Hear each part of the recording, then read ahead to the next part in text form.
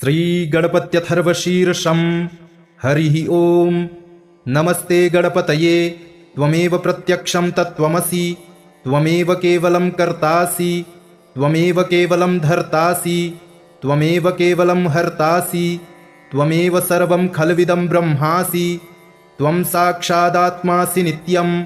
ऋतं वच्मि सत्यं वच्मि, अवत्वं माम् अववक्तारम् अवश्रोतारम् अवदातारम् अवधातारम् अवानूचानमवशिष्यम् अवपश्चात्तात् अवपुरस्तात् अवचोत्तरात्तात् अवदक्षिणात्तात् अवचोर्ध्वात्तात् अवाधरात्तात् सर्वतो मां पाहि पाहि समन्तात्। त्वं वाङ्मयस्त्वं चिन्मयः, त्वमानन्दमयस्त्वं ब्रह्ममयः, त्वं सच्चिदानन्दाद्वितीयोऽसि, त्वं प्रत्यक्षं ब्रह्मासि, त्वं ज्ञानमयो विज्ञानमयोऽसि। सर्वं जगदिदं त्वत्तो जायते, सर्वं जगदिदं त्वत्तिष्ठति, सर्वं जगदिदं त्वयि लयमेष्यति, सर्वं जगदिदं त्वयि प्रत्येति। त्वं भूमिरापो नलो निलो नभः, त्वं चत्वारि वाक्पदानि, त्वं गुणत्रयातीतः, त्वं कालत्रयातीतः, त्वं देहत्रयातीतः, त्वं मूलाधारस्थितोऽसि नित्यं, त्वं शक्तित्रयात्मकः, त्वां योगिनो ध्यायन्ति नित्यं। त्वं ब्रह्मा त्वं विष्णुस्त्वं रुद्रस्त्वमिन्द्रस्त्वमग्निस्त्वं वायुस्त्वं सूर्यस्त्वं चन्द्रमास्त्वं ब्रह्मभूर्भुवः सुरोम। गणादिं पूर्वमुच्चार्य वर्णादिं तदनन्तरम् अनुस्वारः परतरः अर्धेन्दुलसितं तारेण रुद्धम् एतत्तवमनुस्वरूपम्। गकारः पूर्वरूपम्, अकारो मध्यमरूपम्, अनुस्वारश्चान्त्यरूपम्, बिन्दुरुत्तररूपम्। नादः सन्धानं संहिता सन्धिः, सैषा गणेशविद्या गणकऋषिः। निश्चितगायत्री छन्दः श्रीमहागणपतिर्देवता। ॐ गं गणपतये नमः।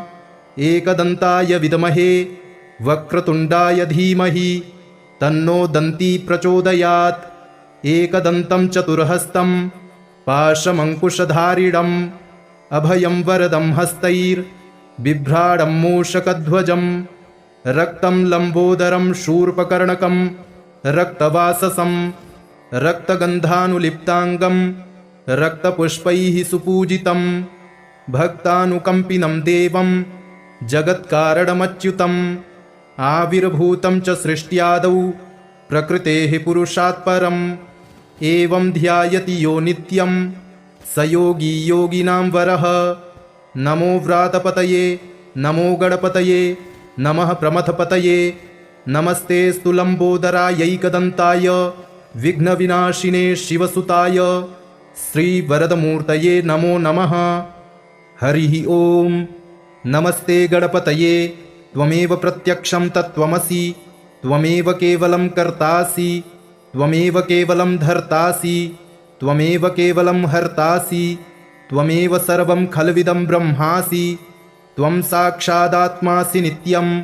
ऋतं वच्मि सत्यं वच्मि, अवत्वं माम् अववक्तारम् अवश्रोतारम् अवदातारम् अवधातारम् अवानूचानमवशिष्यम् अवपश्चात्तात् अवपुरस्तात् अवचोत्तरात्तात् अवदक्षिणात्तात् अवचोर्ध्वात्तात् अवाधरात्तात् सर्वतो मां पाहि पाहि समन्तात्।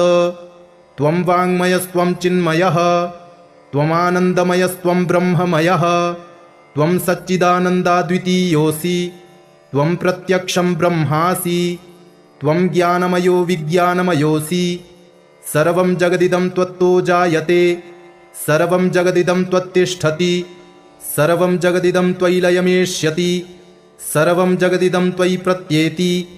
त्वं भूमिरापो नलो निलो नभः, त्वं चत्वारि वाक्पदानि, त्वं गुणत्रयातीतः, त्वं कालत्रयातीतः, त्वं देहत्रयातीतः त्वं मूलाधारस्थितोऽसि नित्यं त्वं शक्तित्रयात्मकः त्वां योगिनो ध्यायन्ति नित्यं त्वं ब्रह्मा त्वं विष्णुस्त्वं रुद्रस्त्वमिन्द्रस्त्वमग्निस्त्वं वायुस्त्वं सूर्यस्त्वं चन्द्रमास्त्वं ब्रह्म भूर्भुवः सुरोम गणादिं पूर्वमुच्चार्य वर्णादिं तदनन्तरम् अनुस्वारः परतरः अर्धेन्दुलसितं तारेण रुद्धम् एतत्तवमनुस्वरूपं गकारः पूर्वरूपम् अकारो मध्यमरूपम् अनुस्वारश्चान्त्यरूपम् बिन्दुरुत्तररूपम् नादः सन्धानं संहिता सन्धिः सैषा गणेशविद्या गणकऋषिः निच्छृद्गायत्री छन्दः श्रीमहागणपतिर्देवता। ॐ गं गणपतये नमः। एकदन्ताय विद्महे वक्रतुण्डाय धीमहि तन्नो दन्ती प्रचोदयात्। एकदन्तं चतुर्हस्तं पाशमङ्कुशधारिणम् अभयं वरदं हस्तैर्बिभ्राडं मूषकध्वजं रक्तं लम्बोदरं शूर्पकर्णकं रक्तवाससं रक्तगन्धानुलिप्ताङ्गं रक्तपुष्पैः सुपूजितं भक्तानुकम्पिनं देवं जगत्कारणमच्युतम् आविर्भूतं च सृष्ट्यादौ प्रकृतेः पुरुषात् परम् एवं ध्यायति यो नित्यं स योगी योगिनां वरः। नमो व्रातपतये नमो गणपतये नमः प्रमथपतये नमस्तेऽस्तु लम्बोदरायैकदन्ताय विघ्नविनाशिने शिवसुताय श्रीवरदमूर्तये नमो नमः। हरिः ॐ।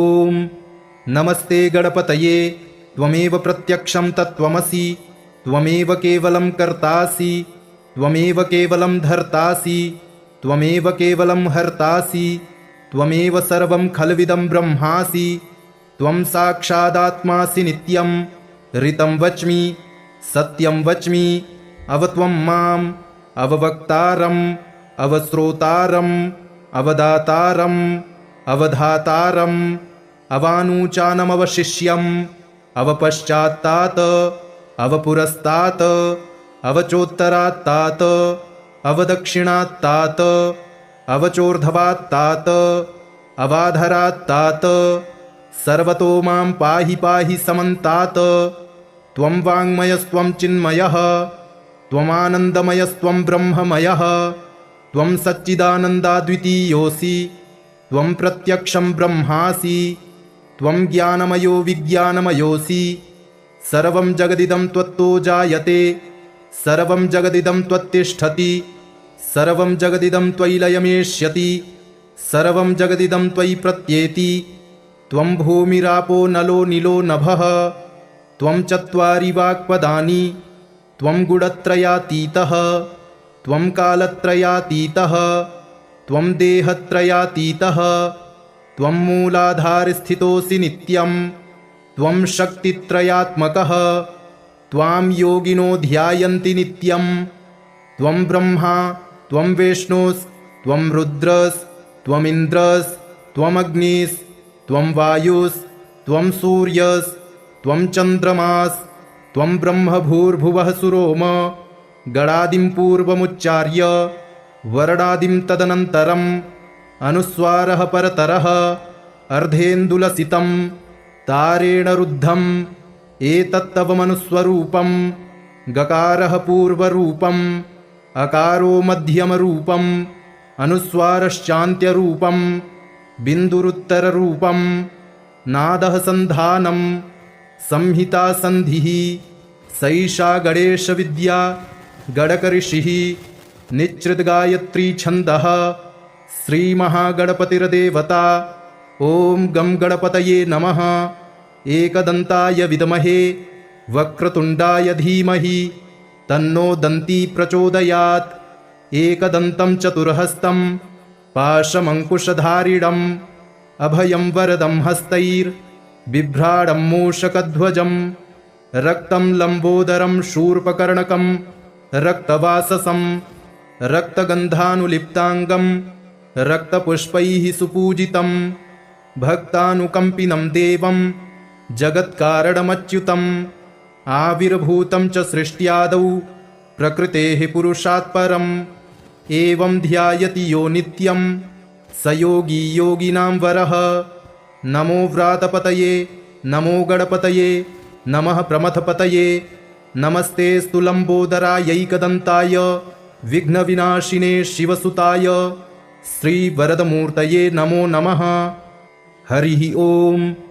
नमस्ते गणपतये त्वमेव प्रत्यक्षं तत्त्वमसि त्वमेव केवलं कर्तासि त्वमेव केवलं धर्तासि त्वमेव केवलं हर्तासि त्वमेव सर्वं खल्विदं ब्रह्मासि त्वं साक्षादात्मासि नित्यं ऋतं वच्मि सत्यं वच्मि अवत्वं माम् अववक्तारम् अवश्रोतारम् अवदातारम् अवधातारम् अवानूचानमवशिष्यम् अवपश्चात्तात् अवपुरस्तात् अवचोत्तरात्तात् अवदक्षिणात्तात् अवचोर्ध्वात्तात् अवाधरात्तात् सर्वतो मां पाहि पाहि समन्तात्।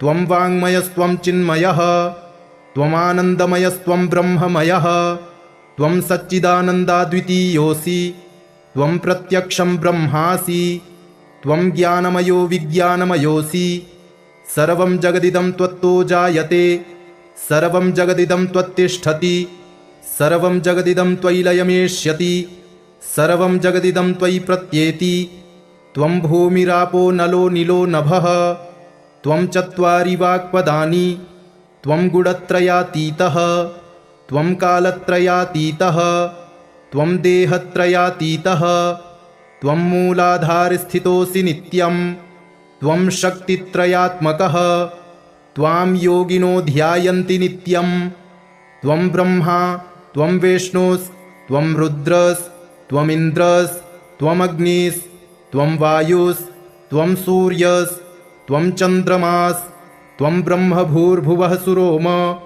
गणादिं पूर्वमुच्चार्य वर्णादिं तदनन्तरम् अनुस्वारः परतरः अर्धेन्दुलसितं तारेण रुद्धम् एतत्तव मनुस्वरूपं गकारः पूर्वरूपम् अकारो मध्यमरूपम् अनुस्वारश्चान्त्यरूपं बिन्दुरुत्तररूपं नादः सन्धानं संहिता सन्धिः सैषा गणेशविद्या गणकऋषिः निच्छृद्गायत्री छन्दः श्रीमहागणपतिर्देवता।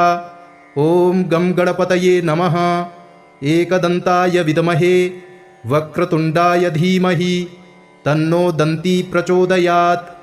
एकदन्तं चतुर्हस्तं पाशमङ्कुशधारिणम् अभयं वरदं हस्तैर्बिभ्राणं मूषकध्वजं रक्तं लम्बोदरं शूर्पकर्णकं रक्तवाससं रक्तगन्धानुलिप्ताङ्गं रक्तपुष्पैः सुपूजितं भक्तानुकम्पिनं देवं जगत्कारणमच्युतम् आविर्भूतं च सृष्ट्यादौ प्रकृतेः पुरुषात् परम् एवं ध्यायति यो नित्यं स योगी योगिनां वरः।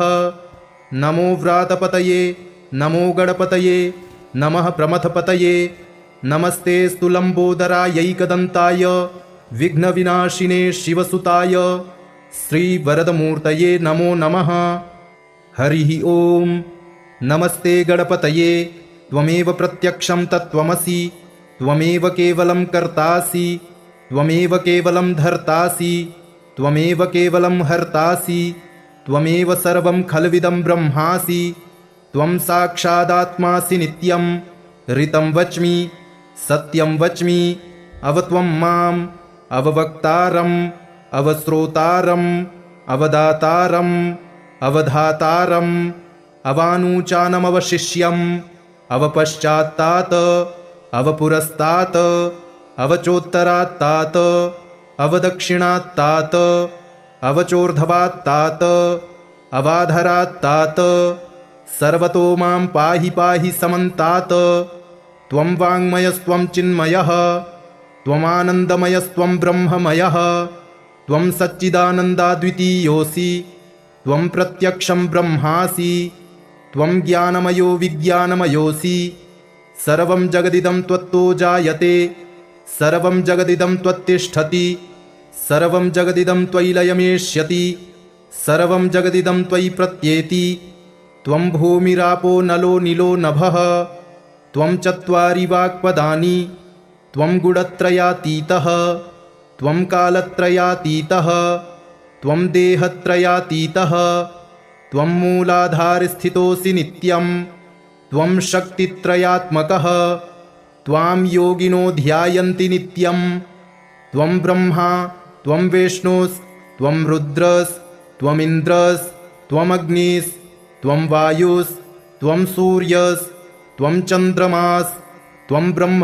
भूर्भुवः सुरोम गणादिं पूर्वमुच्चार्य वर्णादिं तदनन्तरम् अनुस्वारः परतरः अर्धेन्दुलसितं तारेण रुद्धम् एतत्तव मनुस्वरूपं गकारः पूर्वरूपम् अकारो मध्यमरूपम् अनुस्वारश्चान्त्यरूपम् बिन्दुरुत्तररूपम् नादः सन्धानं संहिता सन्धिः सैषा गणेशविद्या गणकऋषिः निच्छृद्गायत्री छन्दः श्रीमहागणपतिर्देवता ॐ गं गणपतये नमः एकदन्ताय विद्महे वक्रतुण्डाय धीमहि तन्नो दन्ती प्रचोदयात् एकदन्तं चतुर्हस्तं पाशमङ्कुशधारिणम् अभयं वरदं हस्तैर्बिभ्राडं मूषकध्वजं रक्तं लम्बोदरं शूर्पकर्णकं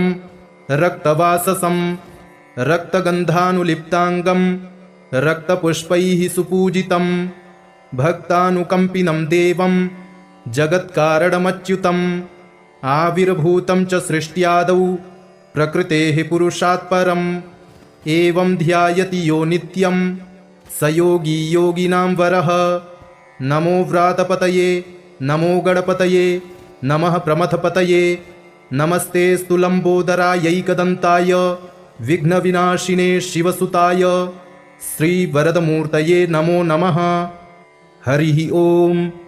नमस्ते गणपतये त्वमेव प्रत्यक्षं तत्त्वमसि त्वमेव केवलं कर्तासि त्वमेव केवलं धर्तासि त्वमेव केवलं हर्तासि त्वमेव सर्वं खल्विदं ब्रह्मासि त्वं साक्षादात्मासि नित्यं ऋतं वच्मि सत्यं वच्मि अवत्वं माम् अववक्तारम् अवश्रोतारम् अवदातारम् अवधातारम् अवानूचानमवशिष्यम् अवपश्चात्तात् अवपुरस्तात् अवचोत्तरात्तात् अवदक्षिणात्तात् अवचोर्ध्वात्तात् अवाधरात्तात् सर्वतो मां पाहि पाहि समन्तात् त्वं वाङ्मयस्त्वं चिन्मयः त्वमानन्दमयस्त्वं ब्रह्ममयः त्वं सच्चिदानन्दाद्वितीयोऽसि त्वं प्रत्यक्षं ब्रह्मासि त्वं ज्ञानमयो विज्ञानमयोऽसि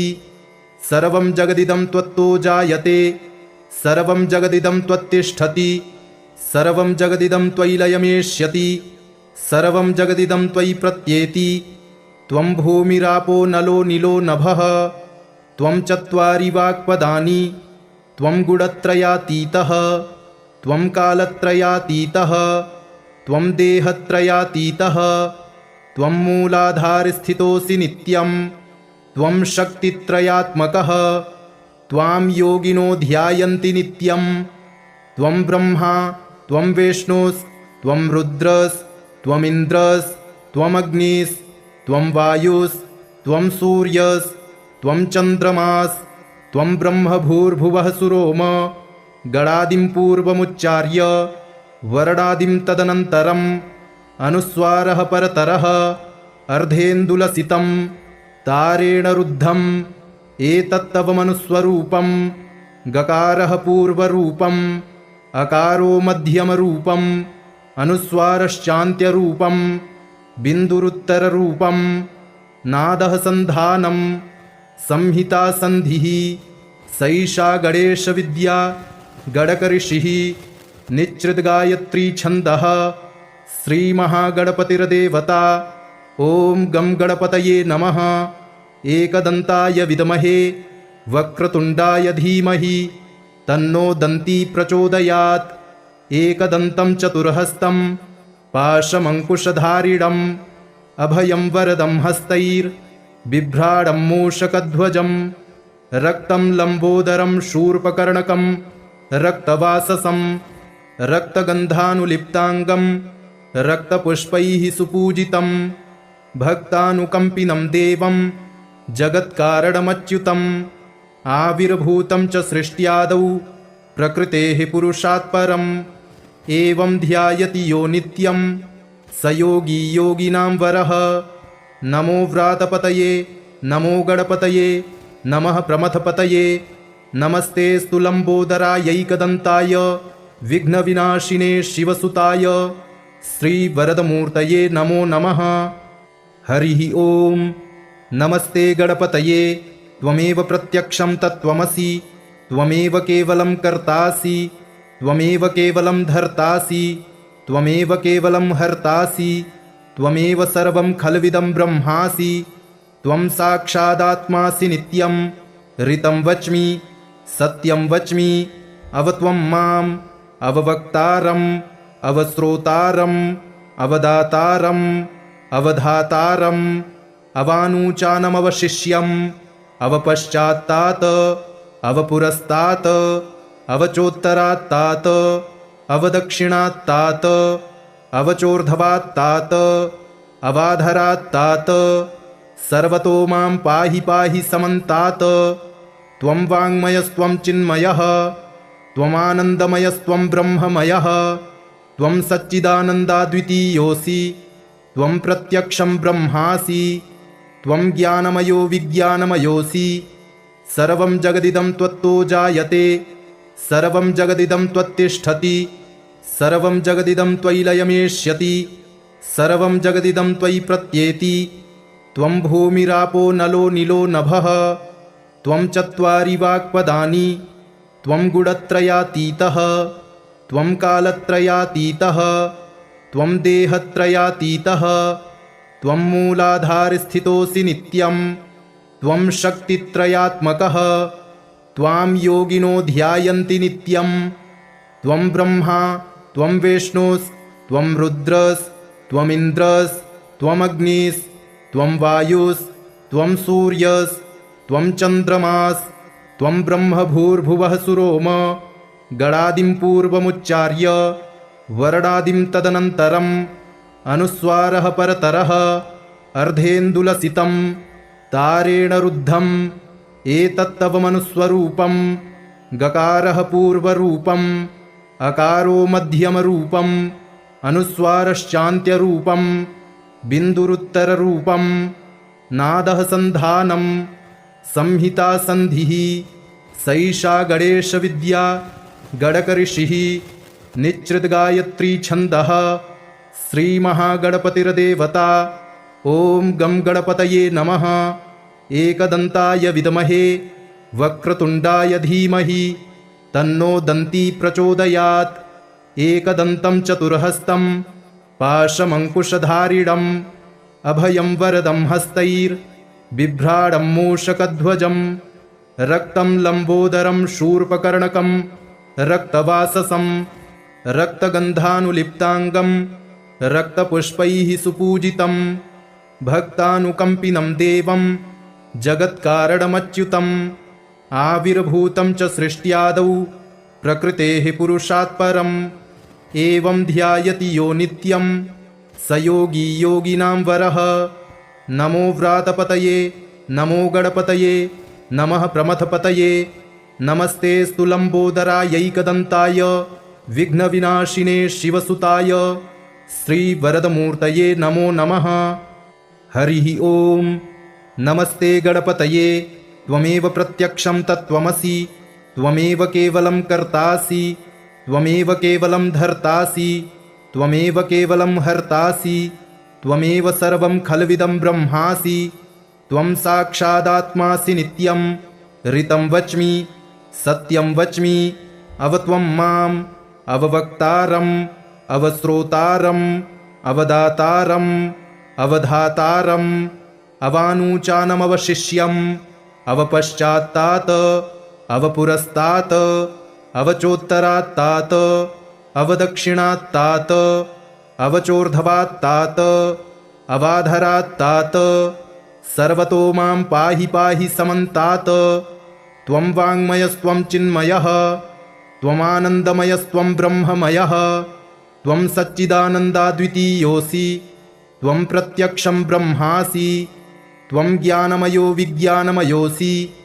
सर्वं जगदिदं त्वत्तो जायते सर्वं जगदिदं त्वत्तिष्ठति सर्वं जगदिदं त्वयि लयमेष्यति सर्वं जगदिदं त्वयि प्रत्येति।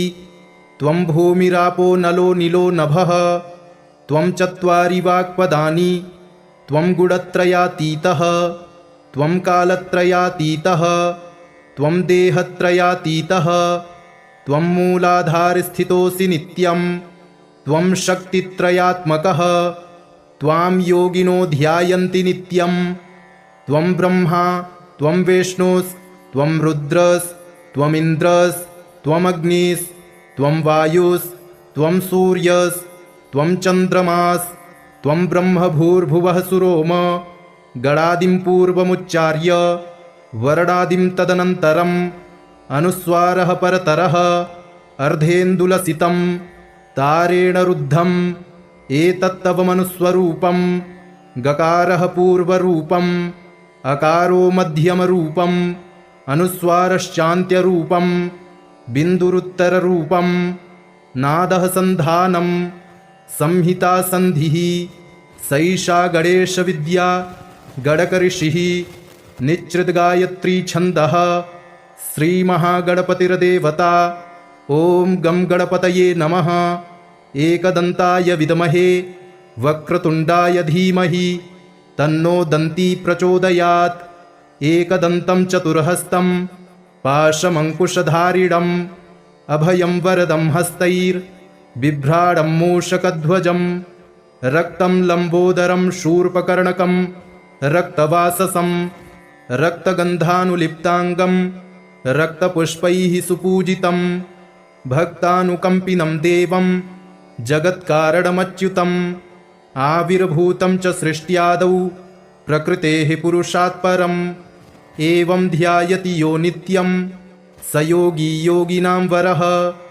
नमो व्रातपतये नमो गणपतये नमः प्रमथपतये नमस्ते स्तुलम्बोदरायैकदन्ताय विघ्नविनाशिने शिवसुताय श्रीवरदमूर्तये नमो नमः। हरिः ॐ।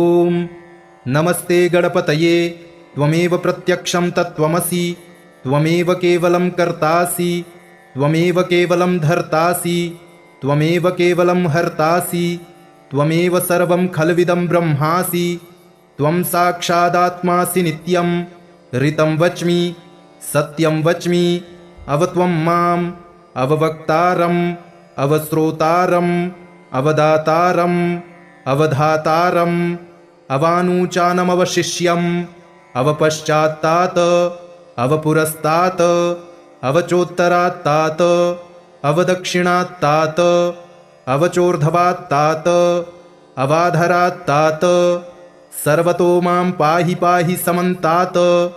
त्वं वाङ्मयस्त्वं चिन्मयः त्वमानन्दमयस्त्वं ब्रह्ममयः त्वं सच्चिदानन्दाद्वितीयोऽसि त्वं प्रत्यक्षं ब्रह्मासि त्वं ज्ञानमयो विज्ञानमयोऽसि। सर्वं जगदिदं त्वत्तो जायते सर्वं जगदिदं त्वत्तिष्ठति सर्वं जगदिदं त्वयि लयमेष्यति सर्वं जगदिदं त्वयि प्रत्येति। त्वं भूमिरापो नलो निलो नभः त्वं चत्वारि वाक्पदानि त्वं गुणत्रयातीतः त्वं कालत्रयातीतः त्वं देहत्रयातीतः त्वं मूलाधारस्थितोऽसि नित्यं त्वं शक्तित्रयात्मकः त्वां योगिनो ध्यायन्ति नित्यं। त्वं ब्रह्मा त्वं विष्णुस्त्वं रुद्रस्त्वमिन्द्रस्त्वमग्निस्त्वं वायुस्त्वं सूर्यस्त्वं चन्द्रमास्त्वं ब्रह्म भूर्भुवः सुरोम गणादिं पूर्वमुच्चार्य वर्णादिं तदनन्तरम् अनुस्वारः परतरः अर्धेन्दुलसितं तारेण रुद्धम् एतत्तवमनुस्वरूपम् गकारः पूर्वरूपम् अकारो मध्यमरूपम् अनुस्वारश्चान्त्यरूपम् बिन्दुरुत्तररूपम् नादः सन्धानम् संहिता सन्धिः सैषा गणेशविद्या गणकऋषिः निच्चिद्गायत्री छन्दः श्रीमहागणपतिर्देवता। ॐ गं गणपतये नमः। एकदन्ताय विद्महे वक्रतुण्डाय धीमहि तन्नो दन्ती प्रचोदयात्। एकदन्तं चतुर्हस्तं पाशमङ्कुशधारिणम् अभयं वरदं हस्तैर्बिभ्राणं मूषकध्वजम् रक्तं लम्बोदरं शूर्पकर्णकं रक्तवाससं रक्तगन्धानुलिप्ताङ्गं रक्तपुष्पैः सुपूजितं भक्तानुकम्पिनं देवं जगत्कारणमच्युतम् आविर्भूतं च सृष्ट्यादौ प्रकृतेः पुरुषात् परम् एवं ध्यायति यो नित्यं स योगी योगिनां वरः। नमो व्रातपतये नमो गणपतये नमः प्रमथपतये नमस्तेऽस्तु लम्बोदरायैकदन्ताय विघ्नविनाशिने शिवसुताय श्रीवरदमूर्तये नमो नमः। हरिः ॐ। नमस्ते गणपतये त्वमेव प्रत्यक्षं तत्त्वमसि त्वमेव केवलं कर्तासि त्वमेव केवलं धर्तासि त्वमेव केवलं हर्तासि त्वमेव सर्वं खल्विदं ब्रह्मासि त्वं साक्षादात्मासि नित्यं ऋतं वच्मि सत्यं वच्मि अवत्वं माम् अववक्तारम् अवश्रोतारम् अवदातारम् अवधातारम् अवानूचानमवशिष्यम् अवपश्चात्तात् अवपुरस्तात् अवचोत्तरात्तात् अवदक्षिणात्तात् अवचोर्ध्वात्तात् अवाधरात्तात् सर्वतो मां पाहि पाहि समन्तात्। त्वं वाङ्मयस्त्वं चिन्मयः त्वमानन्दमयस्त्वं ब्रह्ममयः त्वं सच्चिदानन्दाद्वितीयोऽसि त्वं प्रत्यक्षं ब्रह्मासि त्वं ज्ञानमयो विज्ञानमयोऽसि सर्वं जगदिदं त्वत्तो जायते सर्वं जगदिदं त्वत्तिष्ठति सर्वं जगदिदं त्वयि लयमेष्यति सर्वं जगदिदं त्वयि प्रत्येति त्वं भूमिरापो नलो नीलो नभः त्वं चत्वारि वाक्पदानि त्वं गुणत्रयातीतः त्वं कालत्रयातीतः त्वं देहत्रयातीतः त्वं मूलाधारस्थितोऽसि नित्यं त्वं शक्तित्रयात्मकः त्वां योगिनो ध्यायन्ति नित्यं त्वं ब्रह्मा त्वं विष्णुस्त्वं रुद्रस्त्वमिन्द्रस्त्वमग्निस्त्वं वायुस्त्वं सूर्यस्त्वं चन्द्रमास्त्वं ब्रह्म भूर्भुवः सुरोम गणादिं पूर्वमुच्चार्य वर्णादिं तदनन्तरम् अनुस्वारः परतरः अर्धेन्दुलसितं तारेण रुद्धम् एतत्तवमनुस्वरूपम् गकारः पूर्वरूपम् अकारो मध्यमरूपम् अनुस्वारश्चान्त्यरूपम् बिन्दुरुत्तररूपम् नादः सन्धानम् संहिता सन्धिः सैषा गणेशविद्या गणकऋषिः निच्चिद्गायत्री छन्दः श्रीमहागणपतिर्देवता। ॐ गं गणपतये नमः। एकदन्ताय विद्महे वक्रतुण्डाय धीमहि तन्नो दन्ती प्रचोदयात्।